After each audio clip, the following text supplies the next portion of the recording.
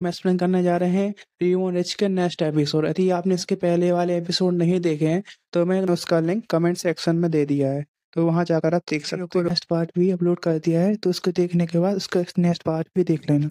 चलिए शुरू करते हैं। वाहन का दरवाजा क्या है? मुख्य पात्र ने मुड़कर पूछा। बूढ़े आदमी ने अपनी हथेलियां आर्मरेस्ट पर रखकर चेहरे पर एक गर्मजोशी भरी मुस्कान के साथ अपने पोते को फिर से कल सुबह आने के लिए बुलाया और लड़ाई से पहले ताजी हवा लेने का प्रस्ताव दिया। डेजुन ने अपने दादा की ओर बिना किसी भाव के देखा, सोचते हुए कि कैसे जवाब दें। कुछ समय तक वह अपने दादा को देखता रहा, जो कुर्सी पर संतुष्ट मुस्कान के साथ बैठे थे और जाते हुए मुख्य पात्रों को विदा कर रहे थे। शहर की इमारत सूर्यास्त की किरणों में डूबी हुई थी। योंगी ने अपनी भौहें चढ़ी हुई नाक के पुल को रगड़ा और कहा कि इस समय उसके पास सबसे ज्यादा शेयर हैं। 2 विभागाध्यक्ष उसके सामने साथ साथ बैठे थे और उसकी बातों की पुष्टि की। योंगी ने भौहें चढ़ाकर निवेशकों के शेयरों के बारे में पूछा और यह भी पूछा कि क्या वे उनके साथ अपने पिता का सामना कर सकते हैं। बॉसों में से एक ने अपने चश्मे को ठीक किया, जबकि दूसरे ने कहा कि यह मुश्किल होगा, क्योंकि अगर वह चेयरमैन के शेयरों का उत्तराधिकार नहीं कर सका तो उसे प्रबंधन अधिकार भी नहीं मिल पाएंगे। योंगी गुस्से में था, लेकिन चुप रहा। उसने अपना हाथ मुट्ठी में भींच लिया।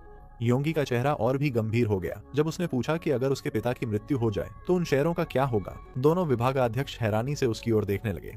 वे एक दूसरे की ओर देखने लगे, नहीं जानते थे क्या जवाब दें। योगी ने शांत करने के इशारे में हाथ उठाया और पूछा, वे इतने घबराए क्यों हैं? क्योंकि उन्हें उसके पिता की उम्र के बारे में सोचना चाहिए। आखिर कोई भी हैरान नहीं होगा अगर वे कल ही मर जाएं। इसलिए उसने पूछा, क्योंकि उत्तराधिकारी को अधिकार सौंपने के लिए कोई व्यवस्था नहीं है, या कम से कम उसकी कोई तैयारी भी नहीं है। विभागाध्यक्षों ने फिर एक बार एक दूसरे की ओर देखा और राहत की सांस ली। उनमें से एक ने एकाग्रचित्त योंगी की ओर देखा और कहा कि 33% शेयर चेयरमैन की पत्नी को जाएंगे और लगभग 15% बच्चों को मिलेंगे। और वह कुछ और कहना चाहता था, लेकिन योंगी ने उसे बीच में ही रोक दिया और पूछा कि क्या कोई वसीयत है। विभागाध्यक्ष ने जवाब दिया कि उन्हें नहीं पता, क्योंकि समूह के किसी भी वकील को कोई कागज या निर्देश नहीं मिला है, लेकिन चेयरमैन के निजी वकील के पास यह हो सकता है। विभागाध्यक्ष ने भौहें सिकोड़ ली और कहा कि ये सिर्फ उनकी अपनी सोच है, लेकिन उन्हें लगता है कि कोई अलग वसीयत नहीं होगी। योंगी ने भौहें चढ़ाई और पूछा कि उन्हें ऐसा क्यों लगता है। उस आदमी ने चेयरमैन के बारे में सोचा, जिसका चेहरा छाया में ढका हुआ था, और कहा कि समूह के शेयरों को ध्यान में रखते हुए विरासत कर बहुत बड़ा होगा और अब तक चेयरमैन ने इससे बचने के लिए काम किया था। तो अगर कोई वसीयत थी तो उसमें केवल व्यक्तिगत संपत्ति से संबंधित निर्देश ही होते, कंपनी के शेयरों के बारे में नहीं। और यह वसीयत शायद जमीन, घर या कुछ चीजों के हस्तांतरण के बारे में हो सकती है। योंगी का चेहरा उदास हो गया जब वह चुपचाप सोचने लगा। उसने कल्पना की कि आसमान से पैसे बरस रहे हैं और सोचा कि सामान्य विरासत में उसे सैकड़ों अरब या यहाँ तक कि खरबों वॉन टैक्स में देने पड़ेंगे। इसलिए ज्यादातर उद्योगपति प्रबंधन अधिकारों का हस्तांतरण अपने जीवन काल में उपहार के रूप में करने की कोशिश करते हैं। वह मुस्कुराया और सोचा कि उसके पिता निश्चित रूप से ऐसे व्यक्ति नहीं थे जो चाहते कि इस तरह के हमले उनकी संपत्ति से ईमानदारी से काट दिए जाएं। योंगी थोड़ा सहज हुआ और पूछा कि अगर कोई अलग वसीयत न हो और सबकी विरासत बराबर बंटे तो प्रबंधन का क्या होगा। इस पर बॉस ने जवाब दिया कि स्थिति और जटिल हो जाएगी, क्योंकि सब कुछ किस तरह से होता है इस पर निर्भर करता है कि ऑफिस चेयरमैन का मालिक कौन होगा। यह बदल सकता है। योंगी ने अपने सीने पर हाथ बांधते हुए पूछा कि अगर उसकी माँ उसका साथ दे तो क्या होगा। इस पर उस आदमी ने जवाब दिया कि उसे कुछ गणनाएं करनी होंगी। बॉस उत्साहित हो गया और पूछा कि क्या डायरेक्टर जिन सांगी योंगी का आदमी नहीं है तो चेयरमैन की स्थिति में कोई समस्या नहीं होगी, और अगर उसके पास चेयरमैन की पत्नी और डायरेक्टर सांगी दोनों का समर्थन है। योंगी मुस्कुराया। उसने अपने पैर क्रॉस किए और चश्मा ठीक करते हुए कहा कि यह तो बहुत अच्छा है, लेकिन उसके पिता के मरने से पहले उत्तराधिकार के अधिकारों को सुलझा लेना फिर भी बेहतर रहेगा। बॉस ने अपने सिर पर थप्पड़ मारा और कहा कि एक और परिवर्तनशीलता है। योंगी तब तनाव में आ गया जब उसने सुना कि सानयांग मोटर्स को ट्रांसफर के दौरान 17% शेयर दे दिए गए थे। बॉस ने रिपोर्ट का पन्ना पलटा और कहा कि उसने सुना है कि फैंटेसी डायरेक्टर सियोन, डायरेक्टर जिन योंगी के दोस्त हैं, जो फिल्मों के शौकीन हैं और उन्हें पारिवारिक झगड़ों में कोई दिलचस्पी नहीं है, इसलिए सब कुछ ठीक रहेगा। योंगी ने अपने हाथ अपनी कनपटी पर रखे और कर्मचारियों को जाने के लिए कह दिया। वे झुककर सलाम करने लगे। वे लोग जल्दी जल्दी बाहर निकल गए। योंगी थक कर सोफे पर पीछे की ओर टिक गया और अपनी आंखों पर हाथ रख लिया। उसकी भौहें चिंता में सिकुड़ गईं, क्योंकि अब उसे सबसे छोटे की फिक्र करनी पड़ रही थी, जिस पर उसने अब तक कभी ध्यान ही नहीं दिया था। वह खिड़की के पास गया, जिसके पीछे गुलाबी सूर्यास्त था। योगी ने सिगरेट जलाई। उसने कश लिया और सोचा कि उसके पिता के पास जीने के लिए अब कितना समय बचा है, क्योंकि आखिरकार वे खाली हाथ अगले संसार में जाएंगे, तो फिर कोयला क्यों छोड़ें जो परिवार में अराजकता फैला देगा। उसने सिगरेट बुझा दी और अपने अंगूठे को होंठों से छुआ, सोचते हुए कि उसे यकीन नहीं हो रहा था कि वह सबसे छोटे की चिंता कर दिखाई दे रहा था। गाड़ी सड़क पर दौड़ रही थी। योंगचुल ने खिड़की से बाहर देखा।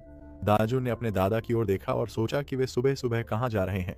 लड़का खिड़की की ओर मुड़ा और सोचा कि जब वे पश्चिमी राजमार्ग पर चढ़े तो उसने तय किया कि वे चुनचुनामड़ू या जियोलिडू जा रहे हैं। उसके दादा की आवाज ने उसे उसकी सोच से बाहर निकाल दिया। योंगचुल मुस्कुराए और पूछा कि क्या उनके पोते को यह जानने की जिज्ञासा है कि वे कहाँ जा रहे हैं। दाजुन ने गंभीरता से जवाब दिया कि वह जिज्ञासा के मारे पागल हो रहा है, लेकिन दादाजी इतने गंभीर दिख रहे थे कि उसने यह सवाल पूछने की हिम्मत नहीं की। योंगचुल संतुष्ट होकर मुस्कुराए और खिड़की से बाहर देखने लगे। उन्होंने अपने हाथ मोड़ लिए और कहा कि वे उस जगह जा रहे हैं जहां सान्यांग समूह का इतिहास शुरू हुआ था। योंगचुल ने अपने उत्सुक पोते की ओर देखा और कहा कि वे गुनसान जा रहे हैं। दाजुन को अखबार की कतरनों और लेखों की याद आई और उसने सोचा कि यही वह जगह है जहां सान्यांग समूह की शुरुआत हुई थी, और उसने अपनी पिछली जिंदगी में परीक्षा की तैयारी करते समय कंपनी का इतिहास याद किया था।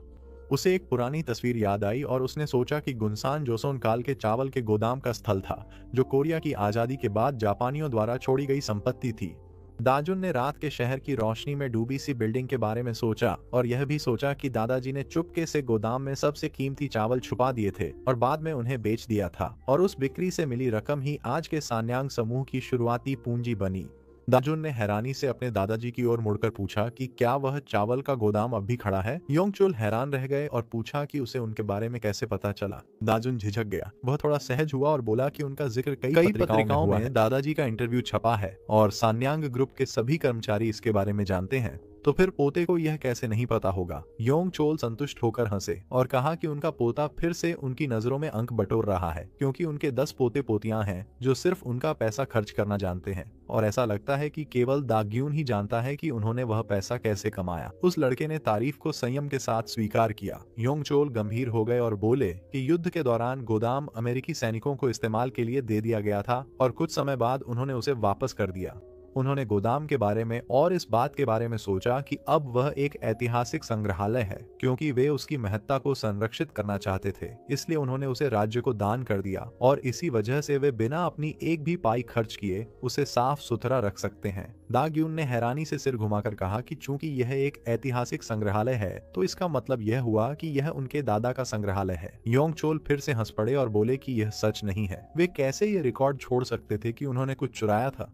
दाग्यून असहज महसूस करने लगे और बोले कि दादाजी ने उस समय चावल चुराए थे। योंगचोल ने कुछ नहीं कहा, लेकिन उनका चेहरा शांत था। उन्होंने भौहें सिकोड़ते हुए कहा कि छोटी चोरी के लिए लोगों की आलोचना की जाती है और उन्हें सजा दी जाती है, लेकिन बड़ी चोरी के लिए आपको लगभग कुछ भी नहीं मिलता। योंगचोल अपने पोते की ओर मुड़े और पूछा कि क्या वह जानता है क्यों। दाजून ने अपने दादाजी की ओर देखते हुए जवाब दिया कि क्योंकि वह कोई बड़ा आदमी है जिसे छूना आसान नहीं है, जिस पर दादाजी ने जवाब दिया कि क्योंकि असली बड़े चोर ही सत्ता में होते हैं। वह खिड़की की ओर मुड़े और बोले कि अगर आप उन्हें चोरी किए गए पैसे में से थोड़ा सा हिस्सा दे दें तो वे बस उस पर आंखें मूंद लेंगे। दाग्यून गंभीर हो गए, क्योंकि यही व्यापार और सरकार के बीच साजिश की शुरुआत है। वह अपने दादाजी की ओर मुड़े और पूछा कि फिर आपने क्या चुराया था, लेकिन उनके दादाजी ने उन्हें बीच में ही रोक दिया और माना कि उन्होंने तब पैसे सत्ता में बैठे लोगों के साथ बांट लिए थे। योंगचोल खिड़की की ओर मुड़े और बोले कि बाकी बचे पैसे से उन्होंने एक फैक्ट्री बनाई और एक कंपनी की स्थापना की। फिर उनके पास यह गिनने का भी समय नहीं था कि उस पैसे से कितनी कमाई हुई। उन्होंने खिड़की से सुबह के जंगल की ओर देखा और कहा कि उन्होंने सारा पैसा कंपनी के विस्तार में लगा दिया, और फिर सान्यांग नाम की फैक्ट्री बढ़ती गई और इमारतों की संख्या भी बढ़ गई। योंगचोल ने भौहें सिकोड़ ली और कहा कि अब उन्हें खुद को चोरों से बचाना पड़ता है, इसलिए यह कहानी दुखद हो गई। दाग्यून चुपचाप अपने दादा को देखता रहा। उसने उदासी भरी आवाज में पूछा कि क्या उसके दादा ने सान्यांग की रक्षा करने के लिए अपने भाई से विदा ली थी। इस बार योंगचोल ने कोई जवाब नहीं दिया और उनकी आंखों के नीचे साए थे। दाग्यून ने भौहें सिकोड़ ली और अपने दादा को ध्यान से देखा। वह बूढ़े आदमी को देखता रहा और सोचने लगा कि उसने दादा चोल सांड की पीठ में छुरा घोंपा था। उसके दिल में क्या चल रहा था। अचानक योंगचोल ने लंबी सांस ली और कहा कि उसने यह सब जीवित रहने के लिए किया था। दाग्यून ने अपने चेहरे पर शांत भाव बनाए रखने की कोशिश की, जबकि वह सोच रहा था कि उसके दादा को अपने ही भाई से विश्वासघात करने में अपनी जान बचाने के लिए कोई बुराई नहीं लगी। योंगचोल के चेहरे के भाव सख्त हो गए जब उन्होंने कहना शुरू किया कि फिर सेना ने सत्ता अपने हाथ में ले ली, इसीलिए जनता का समर्थन पाने के लिए उन्होंने व्यापारियों पर दबाव बनाना शुरू कर दिया। और उस समय उसका बड़ा भाई फैक्ट्री का निदेशक था, लेकिन उसे कंपनी के प्रबंधन के बारे में कुछ भी पता नहीं था। उसने 2 पुरुष आकृतियों को बिजली गिरने से प्रभावित होते हुए कल्पना की सान्यांग शासन का निशाना बन गया था और फिर या तो वह या उसका भाई अधिकारियों द्वारा समाप्त कर दिए जाते। योंग चोल ने कहा कि यह स्पष्ट था कि अगर उसे पकड़ लिया गया तो सान्यांग गलत हाथों में चला जाएगा, इसलिए उसने निर्दयी बनने का फैसला किया और अपने भाई को बेच दिया। यह कहते समय उसकी आंखों के आसपास की झुर्रियां और भी गहरी हो गईं। अचानक